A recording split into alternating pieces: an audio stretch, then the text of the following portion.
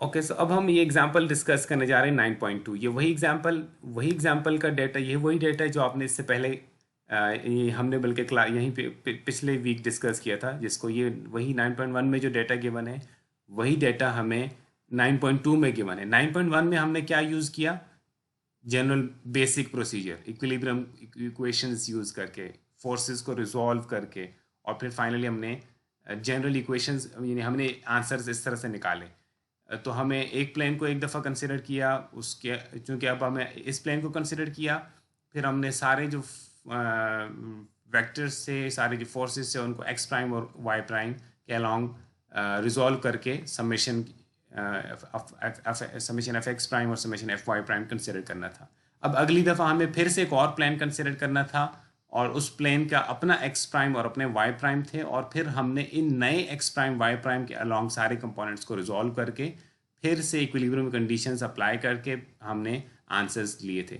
अब हम दूसरी अप्रोच यूज़ करने जा रहे हैं। वो अप्रोच है using general equations of plane stress transformation. The state of plane stress at a point is represented on the element shown in this figure. अब ये stresses कहाँ से आई हैं, ये हमें इस बारे में कोई बात नहीं बताई गई है। बस किसी भी कोई एक पॉइंट था जिस पे ये state of stress जो है वो एक्ट कर रहा था, और यानी इन प्लेन्स के ऊपर ये स्ट्रेसेस एक्ट कर रहे थे।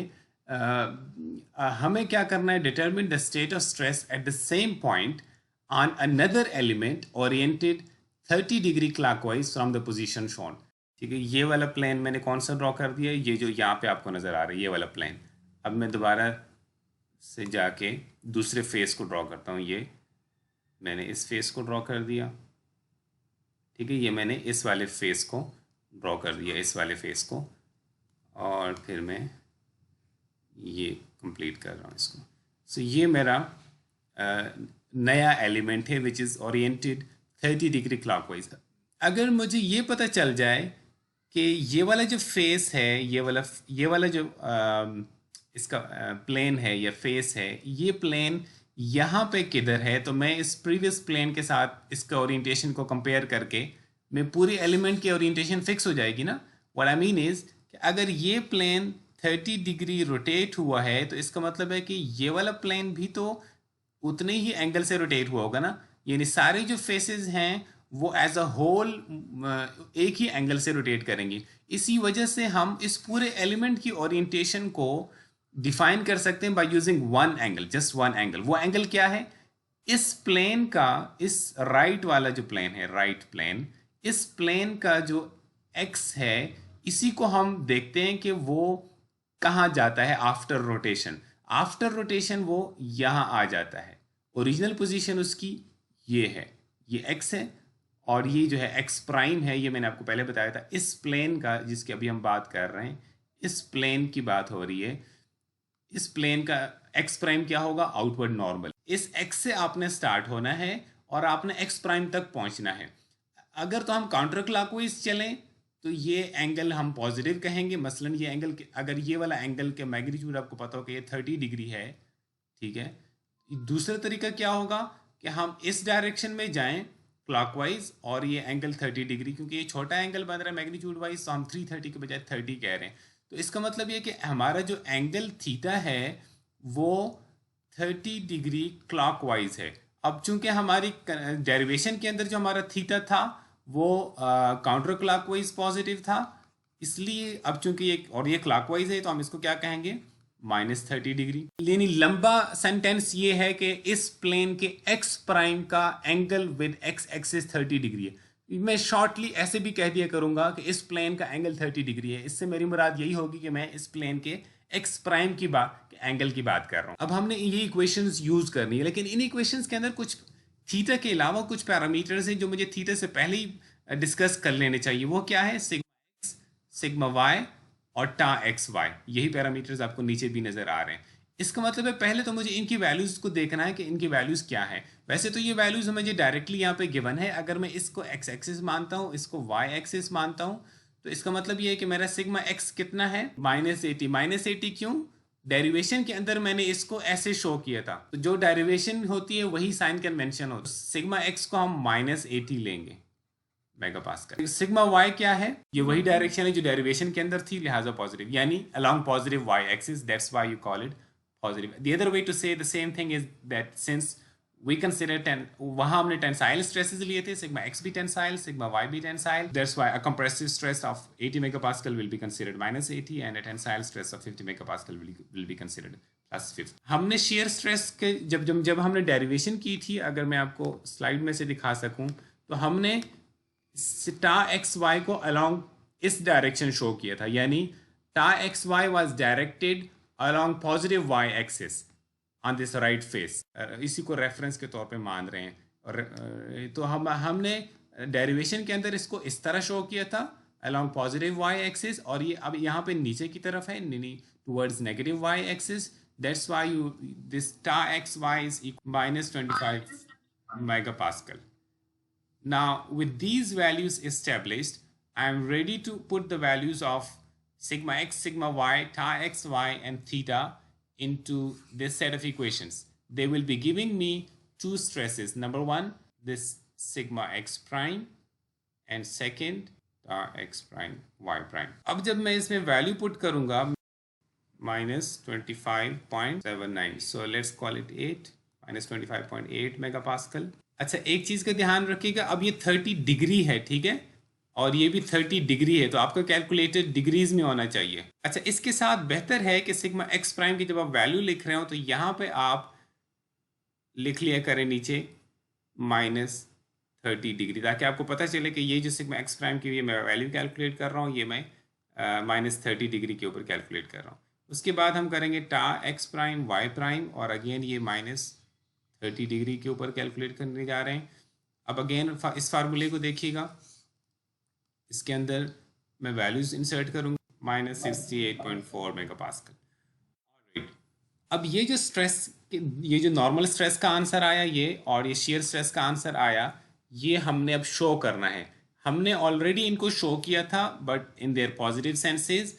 अब हम इनके जो एक्चुअल आंसर्स आ गए उसकी बेस पे इनको दोबारा से शो करेंगे। कैसे शो करेंगे? मैं इसी को कॉपी करके लेके जा रहा हूँ नीचे, और यहाँ पे मैं इनकी वैल्यूज़ जो आ गई हैं उसके हिसाब से इनको लिख देता हूँ। अब मैं इनको असल डायरेक्शन में शो करूँगा। सिग्मा एक्स प्राइम मेरा नेगेटिव आया है, तो मैं इसको, ये हो जाएगा 25.8 मेगापास्कल। अब मैं इसके साथ कोई प्लस माइनस नहीं लिखूंगा, कोई सिग्मा एक्स प्राइम भी इवन नहीं लिखूंगा, ये बात इंपॉर्टेंट है। बस मैं सिर्फ यहाँ पे, आप इसको एक्स प्राइम कहना चाहें, यहाँ पे एक्स प्राइम भी ना कहना चाहें, बस आप आपने इसका एंगल बताना है कि इसका एंगल कितना है विद हॉरिजॉन्टल। और इस बेशक ये एक्स प्राइम और वाई प्राइम रेफरेंसेस थे जिन्होंने आपको गाइड करना था कि ये आपने किस तरफ शो करना है। ये आपने शो कर दिया, now they are over, their job is over.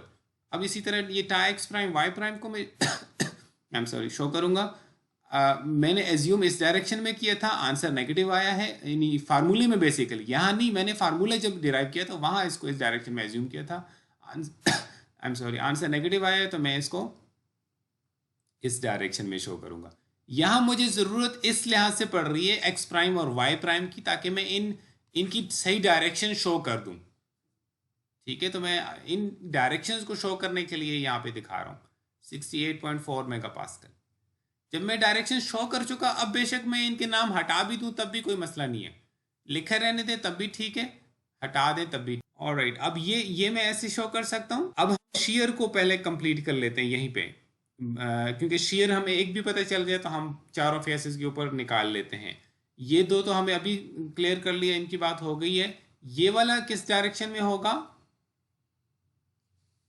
ये हम पहले डिस्कस कर चुके हैं, ठीक है। ये इसका कॉम्प्लीमेंट्री है, तो ये इसके इस डायरेक्शन में होगा और ये इस डायरेक्शन में होगा। अगर आपको याद नहीं रहता तो मैंने दोनों हेड्स को ज्वाइन कर दिया, ठीक है, दोनों हेड्स को। कॉम्प्लीमेंट्री शेयर स्ट्रेसेस, बेसिकली इन्होंने मोमेंट प्रोड्यूस करना था opposite to the moment produce by the other two. तो अभी मुझे एक चीज़ नहीं पता इस वक्त, वो क्या चीज़ है, आप बता सकते हैं? अभी मुझे इस वक्त क्या चीज़ नहीं पता, इस एलिमेंट में कौन सा component of the stress missing है इस वक्त, अभी अननोन है। ये मुझे नहीं पता कि ये कितना है, इसकी डायरेक्शन, इसका मैग्नीट्यूड, ठीक है। अब ये एक अननोन रह गया। इसके लिए मैं दोबारा से इस प्लेन को मैं कंसिडर करूंगा, मैं इस प्लेन को हाईलाइट कर देता हूँ। ये जो प्लेन है, इस प्लेन को मैं दोबारा से कंसिडर करूँगा और इस प्लेन का अपना, अब मैं इनको हटा रहा हूँ ताकि आप कंफ्यूज ना करें, इस प्लेन का अपना एक्स प्राइम और इसका अपना वाई प्राइम, और इसके एक्स प्राइम का अपना एक एंगल है with reference axis, with x axis, उसी एक्स एक्सिस के साथ जिसके साथ इसने एंगल बनाया था। ठीक है, ये एंगल कितना होगा? 60, क्योंकि अगर ये वाला एंगल 30 था तो ये वाला एंगल 60 होगा ऑफ कोर्स। और मैंने वीडियो के अंदर बताया था आपको कि ये एंगल अगर -30 है तो इसी में अगर आप 90 ऐड कर देंगे जो 60 बनेगा, तो ये वाला एंगल ये इस तरह से भी आप ऑब्टेन कर सकते हैं। ठीक है, सो मैं इसको 60 डिग्री एज इट इज लिख रहा हूँ। Now this is sigma, now this is sigma x prime corresponding to theta equal to plus 60 degree. ठीक है जी, so this is equal to the same formula as you see over here, but this time क्या चीज different हो जाएगी जी? Angle different होगा, angle different होगा। ये 60 degree है प्लस 60, ठीक है, note that this is plus 60 degree. इसके लिए अब मैं सिंपली यहाँ जहाँ -30 लिखा था उसको 60 डिग्री कर दूंगा और मेरे पास एक डिफरेंट आंसर आ जाएगा, -4.13 mega pascal. Alright, -4.13 mega pascal. अच्छा, अब ये आंसर भी आ गया। इसको मैं कैसे शो करूंगा यहाँ पे? Compressive, yes, along negative x prime direction, 4.13 mega pascal. Units भी इसके साथ लिख लेने मैंने, और ये इस तरह से। ऑलराइट, लिहाजा ये भी इसी तरह ही होगा 4.13। अब मुझे यहाँ पे दोबारा 4.13 लिखने की ज़रूरत नहीं है, बस सिर्फ डायरेक्शन शो कर दूंगा। अच्छा, अगर मैं यहाँ पे अभी जो आप समटाइम्स स्टूडेंट को कन्फ्यूजन हो जाती है वो ये है कि अगर मैं इसी इक्वेशन को ले लूँ,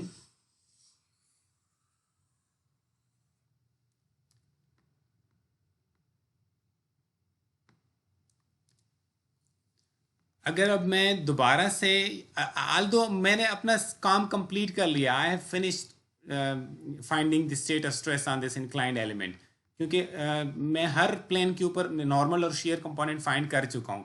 my job is over, but just to complete this discussion, अगर मैं इसके अंदर थीटा की वैल्यू +60 डिग्री पुट कर दूँ, अगर मैं यहाँ पे +60 डिग्री पुट कर दूँ, तो ये जो आंसर बनेगा, can you calculate this answer?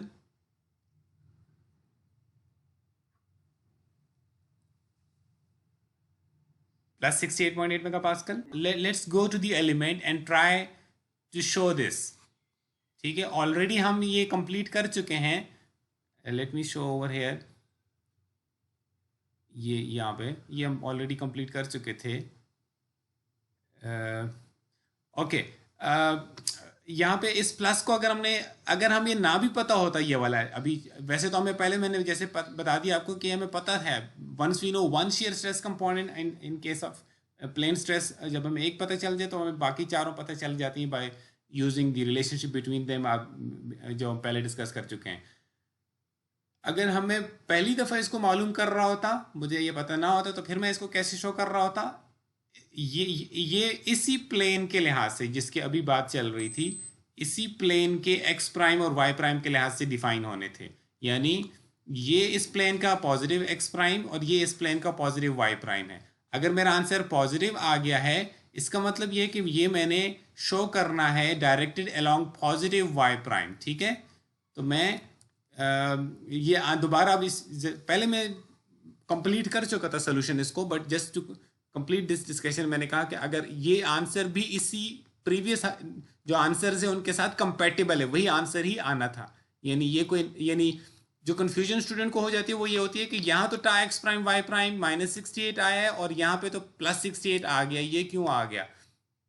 ठीक है, ये कंफ्यूजन तो अब आपको, this was corresponding to a different plane which was defined by -30 degree, जिसका अपना एक्स प्राइम और वाई प्राइम थे, and this one is for a different plane, so you should expect different answers. x prime and y prime, these are completely different. This x prime and y prime belong to a different plane. ठीक है जी.